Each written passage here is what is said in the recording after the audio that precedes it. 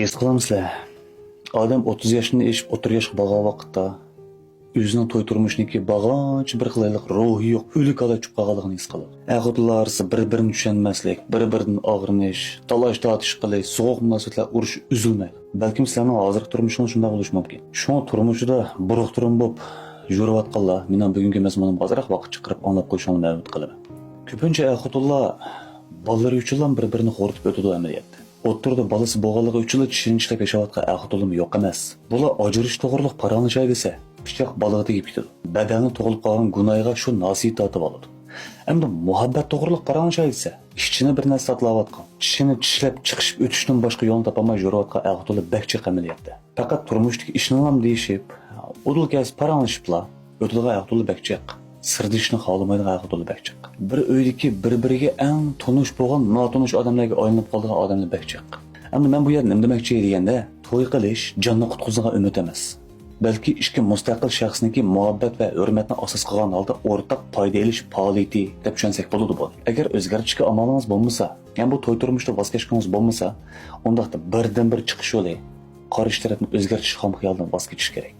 Diqqatingizni uyda siz bilan birga turmush kechirayotgan odamni o'zgartirma deb chin qilmay, o'zingizni o'zgartishga chin qiling. Kitob ko'ring yoki men so'zlagan kitobdagi bilimni o'rganibman. Chiniqing, qanqadek qulashni odat qiling, chiroyli kirim qiling, pokiz kiyining, kasb o'rganing. Mayli, nima ish qiling bir kasbni o'rganing. Shu orqali o'zingizni o'zgarting. Bu o'zini kamolatga yetkazish deb ataladi. O'zini bag'anch yaxshilash deb ataladi. Endi buni o'ziniki dunyoga bo'lgan, turmushga bo'lgan ko'z qarashini o'zgartirishdan boshlash kerak. Ko'z qarashini o'zgartirish uchun o'rganishdan boshlash kerak. Siz mayli qancha kirishingizdan qat'iy nazar shuni esingiz tutingki, o'zaro takalluf qilish bu bir qimmatli narsa. Muloyim bo'lish bu bir boylik. Samimiy bo'lish turmushimizga bir umid u. O'zingizni o'zingiz bo'lishga yo'l qo'ying. Boshqalarni boshqalar bo'g'il qo'ying. Hozirning o'zida yashang. Hozir mushu zo'pinimni ko'rayotgan bo'lsangiz, faqat mushu zo'pinimdan huzurlanishni biling. Tamoq yeyotgan bo'lsangiz, oldingizga oshni huzurlaning. Xuddi Mo'yan kechikib chang'ogan odam degan kitobi degandek, yosh vaqtimizda bizning nemini yaxshi ko'rib qilishimiz hargiz ortiqlik qilmaydi. Pishib yetilganda har qanday narsadan voz kechish xato emas degan. His qilsanglar biz umr bo'yi o'zimizning ro'yi bilan o'xshab ketadigan, o'zimizga o'xshaydigan odamni izlaymiz. Ammo eng oxirida sizga birdan-bir mos keladigan odamning faqat o'zingiz ekanligini bayqaysiz. To'ming holat yashsangiz, mayli kim bilan to'y qiling, amaliyotda o'zingiz bilan turmush kechirayotganligingizni bayqaysiz. Turmush sizni qiynaydigani, sizni xafa qildigani, sizni qo'rqitdigani bir kimning rahimsizligi emas, balki ko'nglingizdagi oxir chiqmagan xom xiyol qiynaydi siz. Chakda yashib ketgan umidlaringiz qiynagan bo'ldi amaliyotda. Shuni cho'qim tushunib yetishingiz kerakki, hech kim siz kutgandek undaq bo'lolmaydi. Bu jahonda hech kim o siz kutgandek, siz orzu qilgandek undaq bo'lolmaydi. O'zimiz kutgandek odam bo'lishni amaliyotda o'zimizmi qamlashtirib olmaydigan bo'lsak, ashta qilgandan keyin biz boshqalarniki o'zimiz orzu qilgan holatga kelishimiz kerakmi? Shuni siz doim ash turmushingizda uyingizdagi o'sha odamni o'zgarishini o'ylab turib olasiz. Uni o'zgartingizmi, dayli ma'qul. Hech nimaga foydasi yo'q. Faqat boshqa tinchligingiz taxmini ko'payib ketadi xolos. O'zingizning vujudidan chiqayotgan energiyani behuda xo'ratganligingiz bu degan. To'y turmushni nimada to'mtaqlam desam, bu amaliyotda mulkni qayta tashkillash, hamkorlashib o'rtaq foyda olish, shundaqla jismoniy va ruhiy jihatdan birlashish. Shu orqali o'zini qayta tepib olish faoliyati deb tushunsak bo'ladi buni. Yangjang apanninki mana bir gap bor. To'y qilsang umringning oxiri sana hamroh bo'ladigan odaming bo'lmaydi. To'y qilsang umringning oxirigacha birga yashashing notayin. Jon tikib xizmat qilmasang, yashanganda kutiladigan puling bo'lmaydi. Jon tikib ishlasang, yashanganda kutinish hojatsiz bo'lish mumkin. Ba'zi yo'llarda mangmasang tanbaging kelmaydi.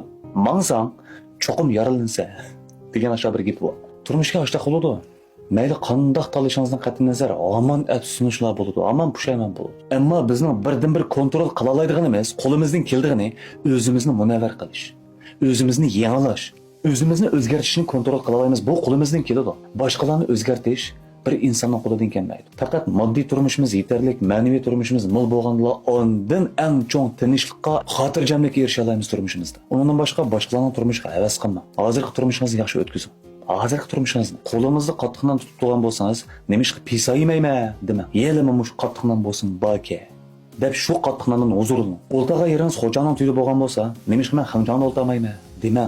Elimi shu xo'janing tuyidan o'rin chiqibdi deb shu xo'janing huzurlaning. Hozir qo'limizda banasdan, hozir biz ega bo'lganlarimizni huzurlanish amaliyotda hayotimizga bir baxt, turmushingizga baxtsizlik, siz qanoat qilmaganligingizda osh ko'zligingizdan chiqadi.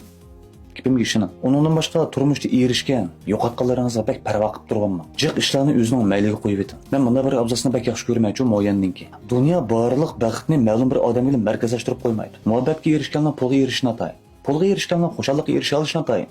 Xushallikqa erishganlar sog'lomlikqa erisha olishni atayin. Sog'lomlikqa erishganlarniki hammasiniki ishning ko'ngilida bo'lishini hamma atayin. Boshqalarni o'zgartirmasangiz o'zingizni o'zgartirishga tamoman qo'diratingiz yetadi. Bu qo'lingizdan keladi. Hammamizning qo'lidan keladi o'zimizni o'zgartirish. Boshqalarni boshqaramasangiz o'zingizni yaxshi boshqarishga iqtidoringiz yetadi.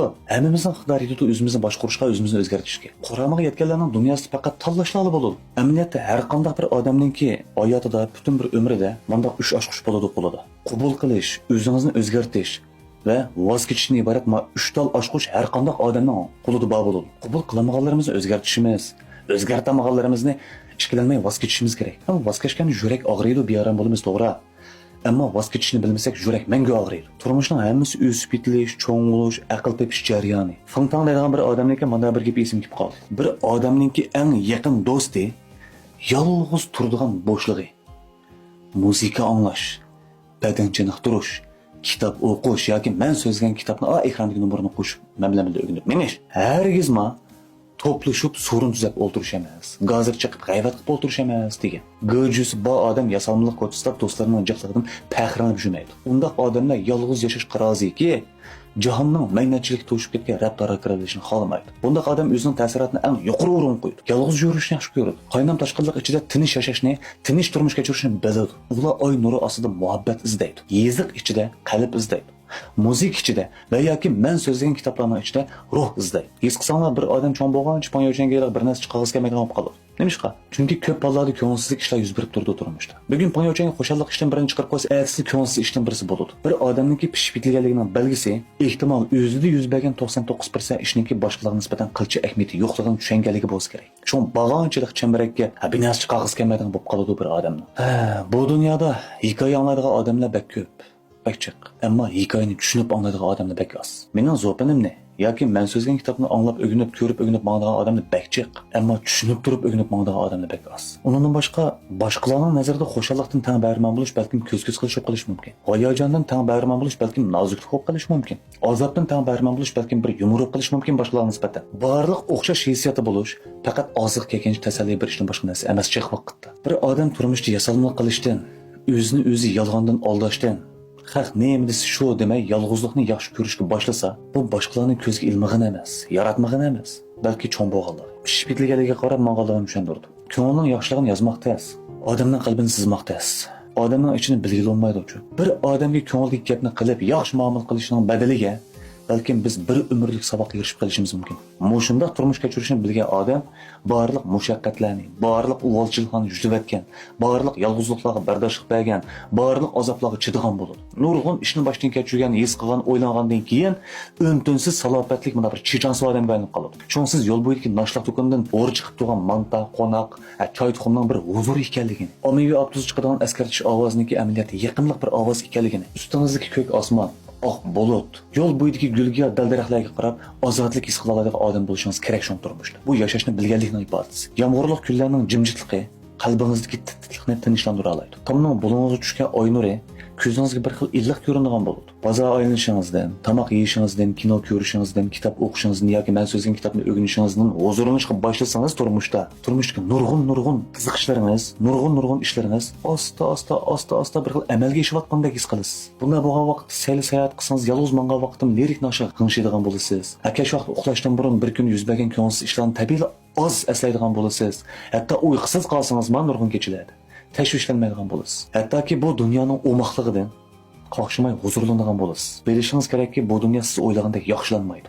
Mangu. Faqat siz asta yaxshilanmaysiz xolos. Har bir odamning o'zining ma'noviy yo'li bo'ladi. Har qanday bir eski chapan kiygan oddiy odamning ortiqchiligi bo'ldi va chochidigan nurmi bo'ladi. Siz hargizim boshqalarning nur chirayotganligiga qarab, o'zingizni g'uva, qorong'u his qilmang. Sizning bu hayotda bir umr yashashingiz boshqalarning nazaridagi odat yashash uchun emas, balki o'zingizning yaxshi ko'radigan holat yashash uchun. O'tgan kunlarni yillarning bir taraf qilishga topshirib beraman. Kelgusidagi ishlaringizni vaqtning isbotlashga qoldirib qo'ying.